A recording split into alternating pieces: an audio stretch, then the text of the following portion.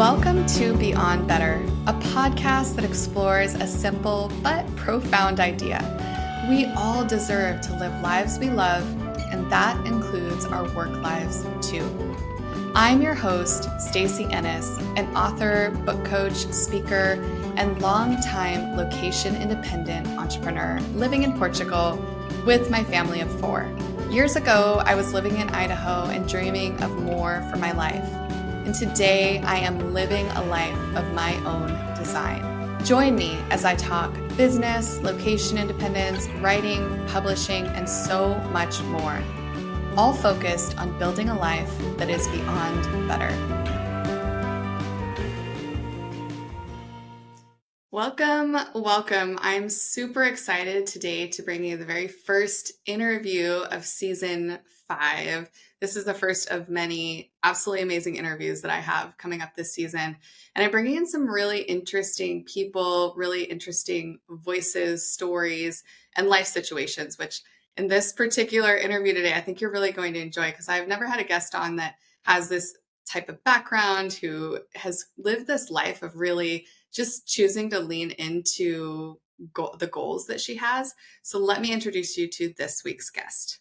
Katiedid Langrock is a screenwriter, television writer, longtime syndicated humor columnist, adjunct professor, author, and writing coach. Shows she co-developed have been nominated for an Emmy for Best Children's Series, multiple NAACP Image Awards, and won the 2020 Diversity Media Award for Best Kid Series. She recently worked as writer or head writer for shows on Disney Junior, Nickelodeon, and Amazon, such as Paw Patrol, my son loves that show, and Hello Kitty, and just published a humorous book on pregnancy called Baby Bump Bucket List. Katiedid, I'm so happy to have you on today. You be on. Thanks for having me. Our discussion today evolved out of a just personal conversation we were having and talking about our individual career paths.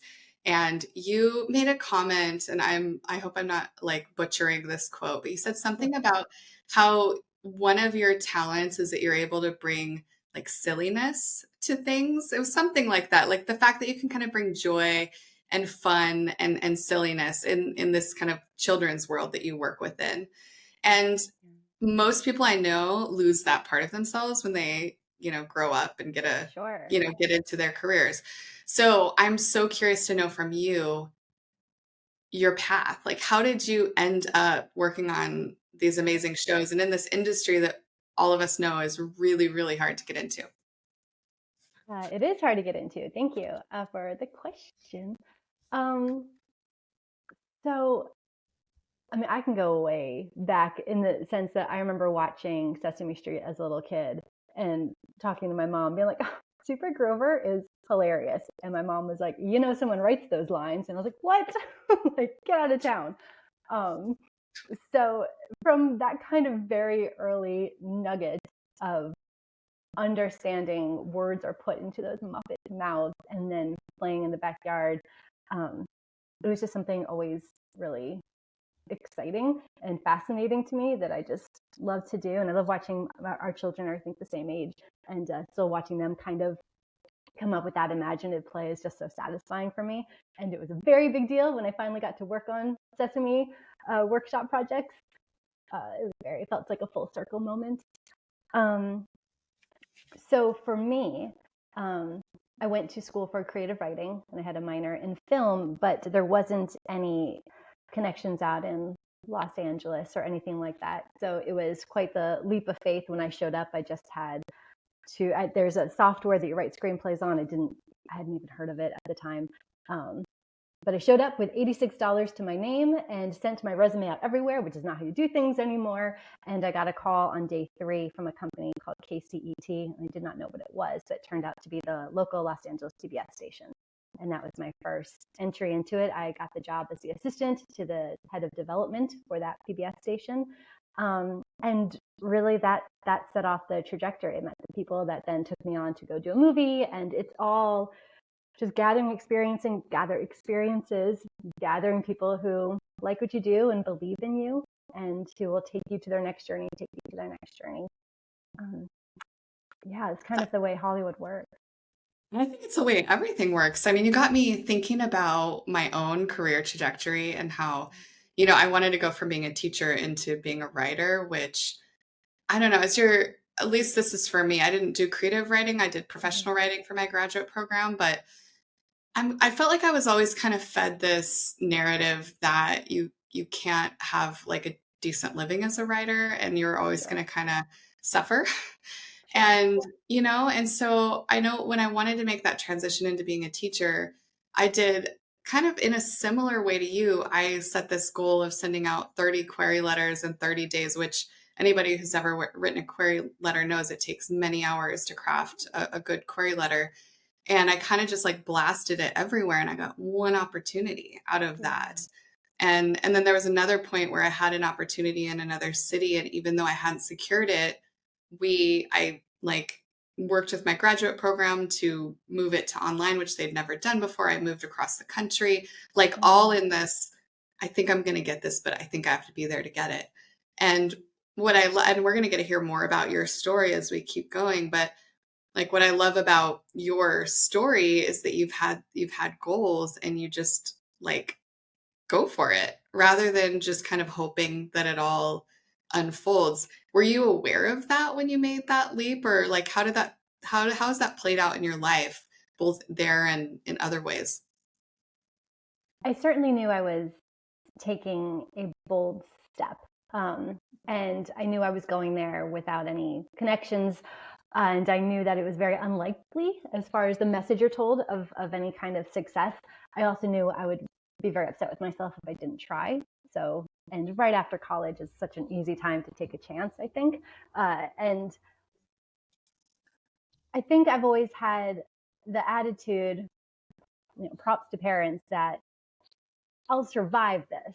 So maybe I won't be the success that I'm looking for, I won't necessarily hit, but I'm going to survive this journey. Like this will be okay. This isn't going to be a negative or harmful thing to go put myself out there and try. Um, and when you were just talking about your work journey, it was making me think that there aren't any clear paths in Hollywood that guarantees you anything. So there's a lot of messaging about go become a production assistant, become a writer's assistant, try and be the personal assistant to this person or that person. None of these paths guarantee you anything. And I sort of did that dance of getting close and winning screenwriting competitions, which is another path, and trying to capture it. And I didn't have the career I fully wanted when I got pregnant with my oldest child. And it became this moment of, is this a moment where I have to quit? A lot of people do when they finally have their child, if they do have children. And instead, I took this moment to pivot. So I wound up looking around for toy companies. And there was a toy company called MGA Entertainment, whose big thing right now is the LOL surprise dolls. But when I started, they were just kind of beginning their entertainment department. So I went in with this sort of hope of what you were just talking about. I went in as a social media person with the intent to pivot to when they officially made their entertainment department. So all that was in my head when I took this job with this brand new baby, saying, okay, I'll write your social content, knowing that you're building this out, knowing they have La Loopsy, knowing they had breath.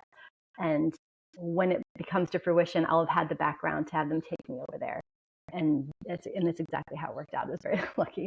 But it's sort of that hope, kind of what you're talking about. I think if I play my cards like this, it will uh, benefit me. Yeah, I'm I hoping it will. I love that so much. And I mean, you said lucky, but I mean, you it was strategic Yes. actually, right? Like you had a hunch that this might turn out, but I think the safer bet would have been to go get a job somewhere, right? But you bet on yourself in that situation. Yes. It's such a inspiring thing, and I hope people that are listening to this will like hear that because a lot of times like making it in any industry means that you have to risk not like you have to actually put yourself in a situation that it could go either way, A million but being percent. able to go in the direction of making it like those that risk is inherent to that journey. Do you agree? Like, has Oh, that a been true for million you? percent. A million percent. Um, and there's something, I don't want to say shameless, but there's something a little where you just have to have this kind of courage uh, to not let that that imposter syndrome voice, or that I'm going to be embarrassed, or just kind of put yourself out there into the world and feel like I'm trying it. We'll see. And not self-reflect in any kind of, I feel like almost like cultural negative way about what you're trying to do, because I don't know that we're always the most encouraging culture to putting yourself out there into the world and trying something different. Yeah, it's so true. It's so true across, I'd say, all industries.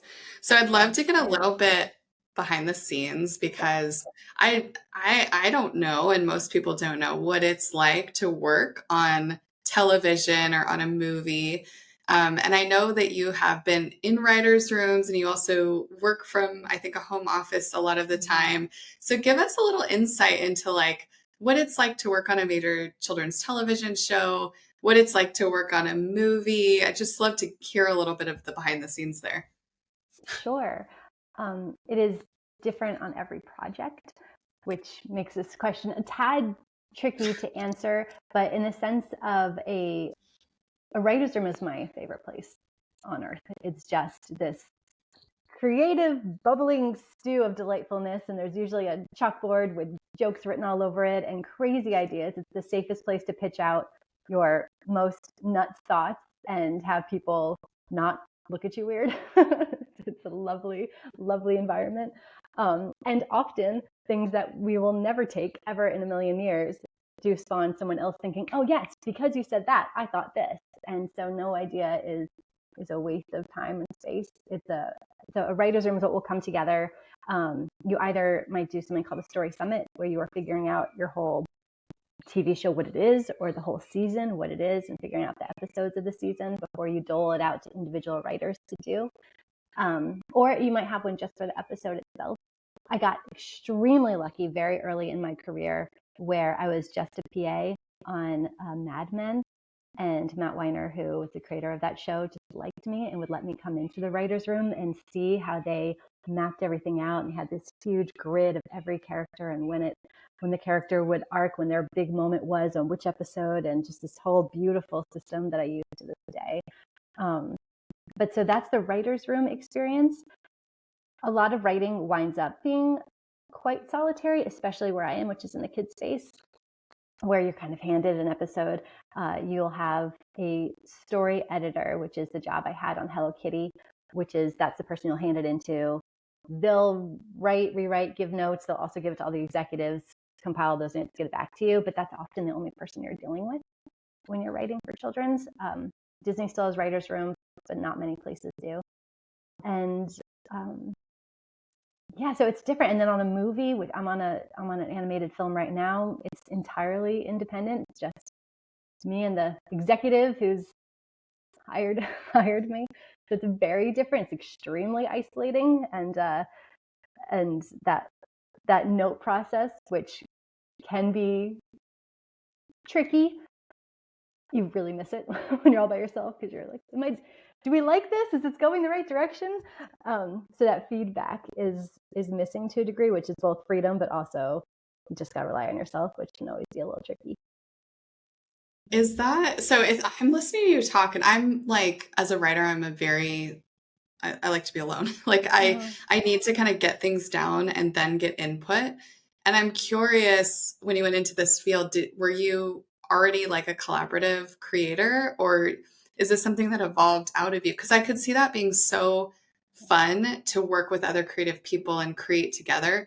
But I'm also thinking about like how my own brain works and how much I love my silent, like literally silent. I often put in earplugs, Sure. space. How do you balance that in the creative process? I think every writer knows that the far off look of when you're just thinking and you have to tell people, no, I'm actually working, but you're just kind of like sitting back with your head, off into the distance gazing, because that is such an important part of the process, is just the time to be in your head and think. When they are different things. As far as the writer's room, the truth is, when you're in this industry, I'm not just writing a book for myself that I'm going to put out into the world in the Hollywood industry. You are not escaping a million trillion notes. You're not escaping the input of both the writers that are above you. And frankly, in my opinion, if you're doing a good job, the writers below you, everyone's sharing their thoughts, but also various executives from various different groups, from production companies to distributors to everyone. So I think learning to take notes was probably the first step, because it can really hurt your ego. And it can just, if not your ego, just sort of your feelings in a way. We're like, I felt very passionate about this story I was telling, and you're making me pivot, and that makes me sad. Or taking my character where I didn't particularly want her to go because I love her. And it's just, they call it the industry for a reason. It really is that industry. So I think part of the process is having to accept the endless input of others. And when I think that's accepted is really, I think, when the writer's room can become fun and not just a clobber session of all of your dreams and hopes. And so it probably does happen in that order. As far as how just your brain works, it does sort of feel like you're firing in two different cylinders, where here is this high energy, everyone's eating, everyone's just saying ridiculous things, and you have to go fast, fast, fast. And at the end of the day, you are then allocated a script often, and that's your then quiet time, and that's your alone time. And sometimes you go into it and you're like, man, everything we thought would work is not working in my head now that I've had time to sit with it. Or perhaps the total opposite, where I wasn't that thrilled with what we came up with, and now that I'm sitting with it, oh, I see these connections I can make. I can actually do something really, really substantial and fun with the hand I was just given. So it does That feel sounds great. beautiful. It sounds, I can see why you enjoy It's that fun. process so much. It's a good time. Yeah. So, at this moment that we're recording, now this episode is going to come out, I think, a little bit over a month after we're actually recording. So, who knows what will happen in the next month or so. But your industry is in quite a lot of turmoil at the moment. I think I lost your video here. I just want to make sure. Hopefully, it's still recording locally, because normally. Oh, we're okay. It says recording continues smoothly. I think the internet's been a little choppy, but it records locally, so we should be good. So Okay. I'll restart my question. Let me think of where to start. Okay. Okay, so switching gears a little bit, at the time of this recording, so we're recording this about a month or so before it will be published, there's a lot of turmoil in your industry. And I know it's not just this little period, it's been going on for a while. Who knows what will happen in the next month or so before this episode goes live. But I could see that somebody that's looking at somebody like you who's working in this industry and has worked on really amazing projects, you're working on an animated movie, they could look to you and think, there's like, how would I even get there with like all that's going on and how difficult it is to break into this industry right now.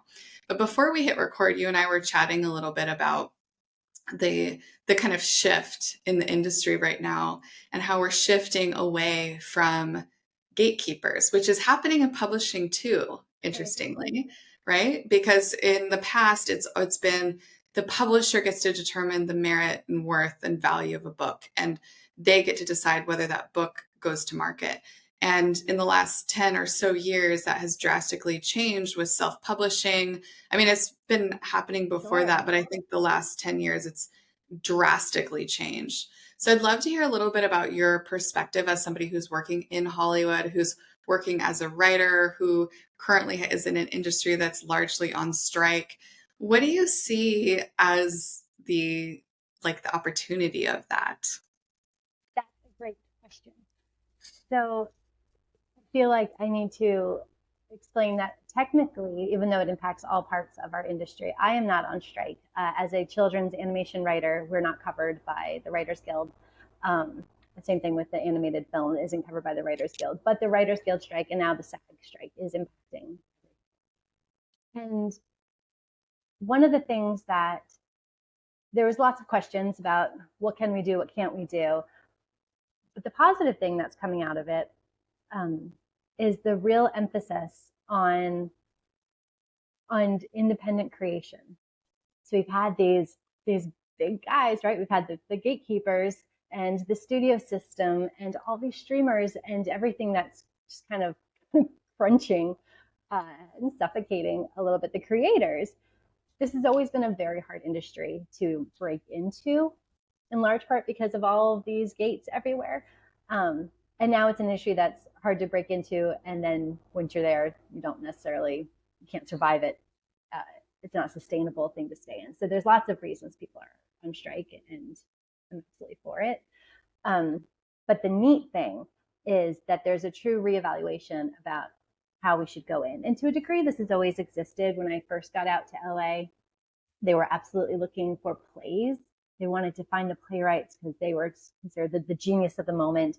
Then they were looking for books, and they're looking for comics. They're still kind of looking for books, um, and books even before they even get published.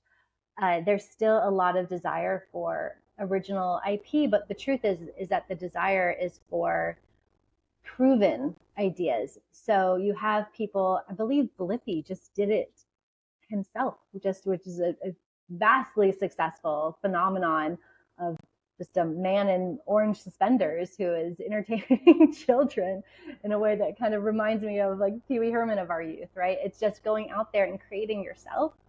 And that has always been the secret path. When I joined MGA Entertainment, which was the toy company, I felt like I'd found my own kind of back route into the system. But the idea of creating yourself has always been there and has always been sort of the secret sauce. And now, because of this more like advertise and spreading awareness of maltreatment, of in just aspects of it, I think a lot more people are like, yes, why are we participating? The talent is here. This is the talent pool. Let's go craft and create. And that is something that's always accessible. And now, gosh, just with the program that you and I are talking on right now, the things that you can record and make and do, and the ways in which you can get your words out there is just endless, truly, if you have the desire to do so. So that's exciting. That's exciting that there's so many paths to get voices out there. And that really, I think, is the wonderful takeaway, is that we don't need another and another and another sequel. What we need is fresh voices. And I think that's going to be the great thing that we get out of this strike. It's such a good way to look at it. I mean, obviously, it's a difficult situation that's happening within the industry, but a disruption always leads to something, and the hope would be that something will be more voices getting out and a positive outcome. But all of what you said really resonated. Just to go back to the earlier point that I made between the parallel of publishing and Hollywood, this today there are so many ways for people to share their story, their message, their creative work. I mean, really kind of endless ways. And whether that's a book or it's, some kind of online creation that, podcast, video, articles, social media, like there's so many ways. And for me in my own business, I'm curious if this has been true for you too. And maybe this was just because I was younger, in my 20s. I always had this idea that opportunity had to be like bestowed on me. Like somebody else had to come to me and say, "Here, I'm going to give you this opportunity because you're worthy of it." And there was a point in my trajectory where I totally, like, I had an aha where I was like, "Oh, like I actually don't have to wait for somebody else to give me an opportunity. I could just go do it." Like that, like I don't know why that didn't hit me before, but it took me some time to get there. Did you go through that at all too, as you journeyed through your career as a writer? Oh, 100%. I think that's a hard thing to discover, that I'm allowed to do this. And I think, at least for me, I think I was waiting for some type of awareness that I was decent at what I was trying to do. Yeah, it's Just some true. kind of That's feedback, like, is this okay? Am I doing all right? Um, but yes, I was thinking about my friend Henry. So I have been in a writers group for over a decade, and when I left LA, it was the one thing that I was devastated to lose. And one of the, hard to say, benefits of COVID, but one of the nice things I personally got out of COVID is it all went online, so I got to join again, which has been such a joy for me. Um, but this beautiful group of writers, and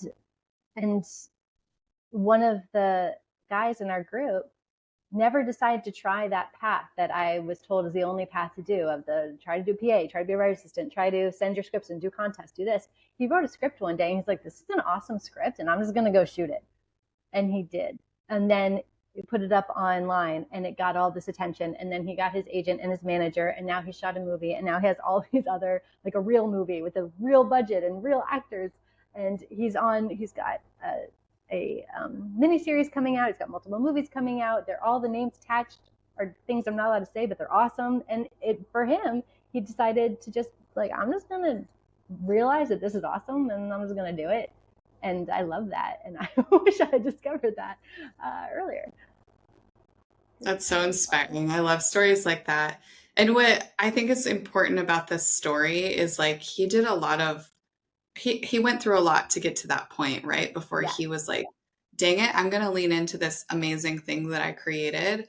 And I see this a lot with the authors that I work with. You know, they get partway through their drafts or they even get to complete a draft and they really have a lot of fear around taking that next step. And to your earlier point, it really resonated with me, this need to feel validated. And it's like, and I kind of understand it in a way because when you're creating something, you're not creating it just to hold within yourself. You're creating it for others, to impact them, to entertain them, to connect with them. Like there's something that you're creating something in the world that you want to have a result in the world.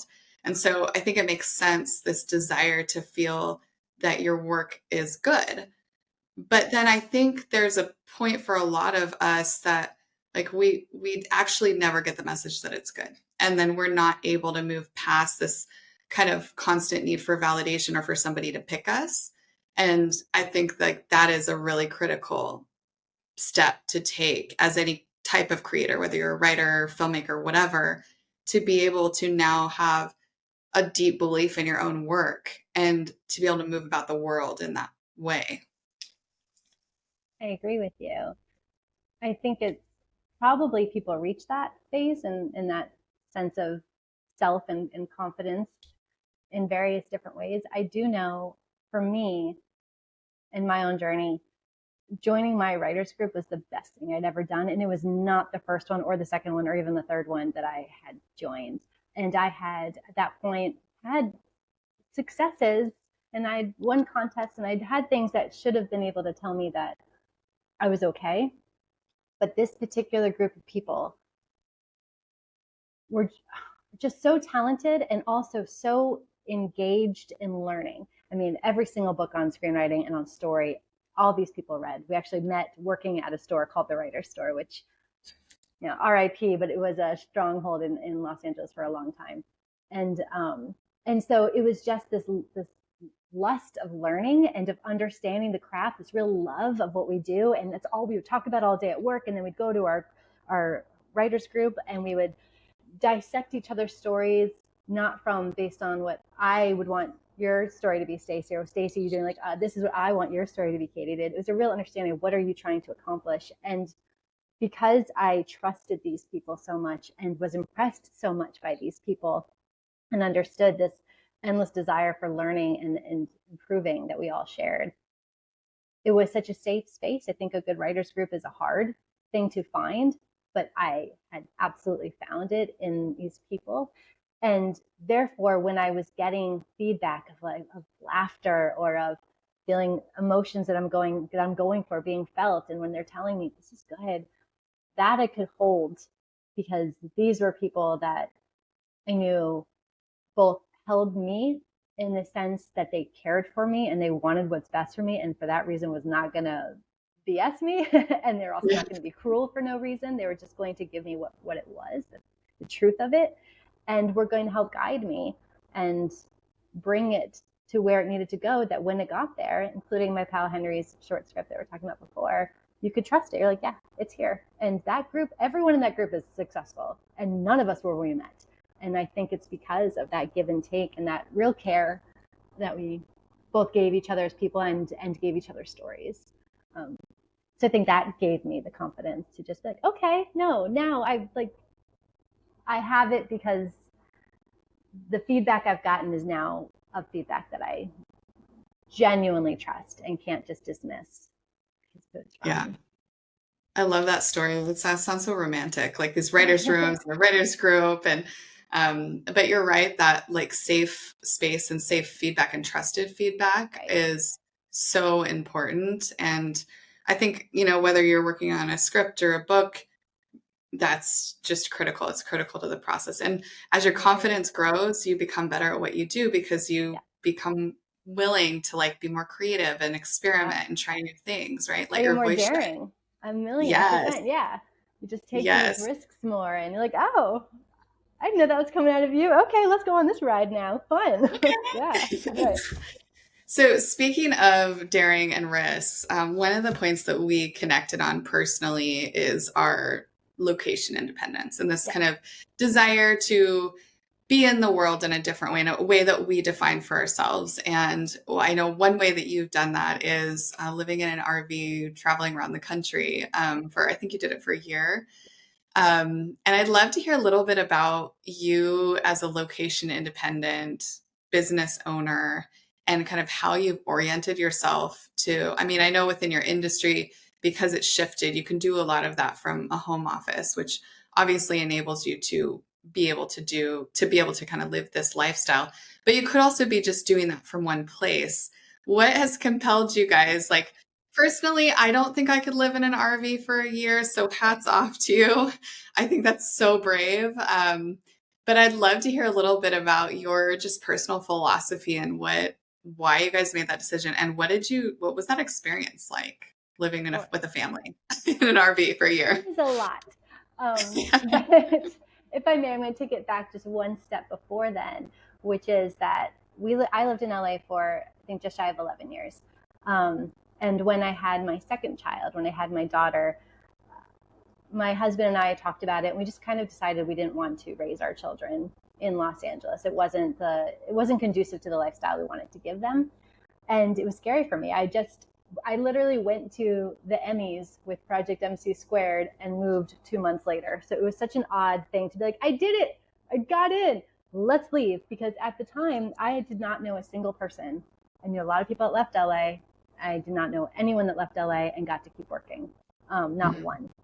And while I'm sure they existed, I had not met a single person that was successful at it. So it was very, very scary, this idea of moving across the country and just kind of crossing your fingers that the people that you've met and the connections you've made and the people you've worked with think you are worth continuing to bring into the room. Um, and it was a big leap of faith. And for those first couple of years after we moved, I was, again, extremely fortunate that the people that I'd worked with before decided that I was worth it to keep bringing me in. But it was hard because I was the only person being zoomed in, and everyone else is in the writer's room, and I can't hear everything. And I'm like, oh, I have a pitch, and they're like, cool, someone literally pitched that a minute ago, but I'd missed it, and it was awkward and not the best.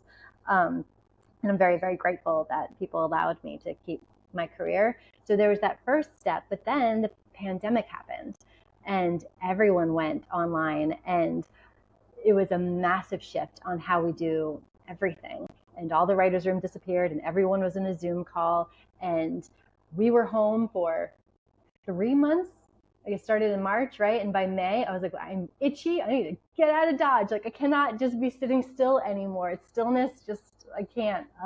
And so I'd never been in an RV before in my life. I kind of pitched the idea at my husband. To his credit, he will always at least entertain a thought. I think most of him is like hoping it goes away, because a lot of them do. But he was like, all right. And I was like, let's just go look at one. And then we bought it. And set off not knowing a thing, not knowing any of the logistics of how it worked, all the gross stuff, all the fun stuff. It was an exercise, and certainly was an exercise in patience for the family. And at that time, I think when we first took off, I don't think I had a job at the moment, or maybe I was just writing a couple episodes here and there for like Barbie Dreamhouse or something, but nothing that was too time consuming. And then a couple months in is when I got the story editor job, which is kind of on top of all of the writers, the head person that every script goes through, for Hello Kitty Super Style, and it's on Amazon. And having that much work while you're sitting on a mattress that sinks and you're kind of like this weird little hubble hole, and your kids are behind a curtain, and your husband's trying to work, and you can't just kick them outside because maybe it's 110 degrees or maybe it's 0 degrees, and everything's rocking and moving. It was hard, and it was hard to be creative in that space. It was very difficult. You're also trying to do homeschooling, which was impossible at the time. It was a lot. Um, but there's zero regret about it, because while I think sitting in my very droopy mattress and trying to be creative was hard, that kind of constant stimulation. We moved every single weekend to a new location. We got to 37 states, I believe, on this trip. We circled the United States twice. We got to Idaho. It was just so much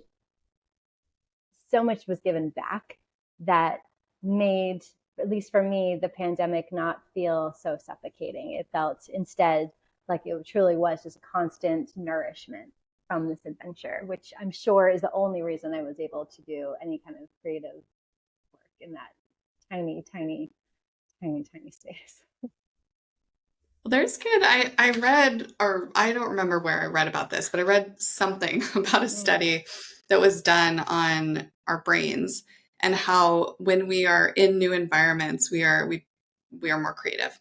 So it makes Sure. sense that if you are constantly being, because your brain is forced now to process all this new information and you try to categorize it and organize it and process it. And so I guess on that sense, even though you had a lot of disruption and challenge, like your brain was alive, right? Because you're doing this thing. And your story made me think a little bit about our first family international move to Thailand, and like there were so many amazing things about that. I'm so grateful we did that, but it was like a hot mess disaster also. There was so much about that I was like, wow, I had no idea this was going to be so hard. But it was, for us, it was like we made a decision, we did it, we stepped into that, and it was so important. And I have to give this quote, and I'd love to hear you talk a little bit about it, because I ask all the guests to send us some talking points, and you wrote this, and I loved this so much. You said we could talk about the audacity to give yourself permission to do daring things. And that word audacity has been kind of rolling around in my head since I read this. So it's like almost like a life orientation, this idea of not just permission to like take a risk, but like this audacity to do something that's really big and really, really daring. Like how has that become an operating, like is that an operating principle for you as a whole? And what advice would you give to somebody who's like just not doing that and that feels really foreign to them? I think it is. It is a compass in a way. I think it's very hard for me to sit on an idea once I've decided it's something I want to try and then not do it. And there's many things, Stacey, from my blue hair right now to get into an RV, that that the people around you can think that's weird or strange, or how dare you, even. You can get how dare you, um, because it is a break from the norm. And I think anytime you have the audacity to put yourself out there and try something just a little bit on the margins, a little bit left of center, it makes other people extremely uncomfortable, and it makes them nervous. And what it reflects in others often comes to you as not the most encouraging thing sometimes. Um, but what it has paid back has just been amazing. Every great adventure I've had in my entire life, from moving to Australia at 19 for a year, just like everything I've done has been knowing that it's not necessarily the step I was supposed to take. And yet everything I got out of it was such a gift. And I see this as far as advice. I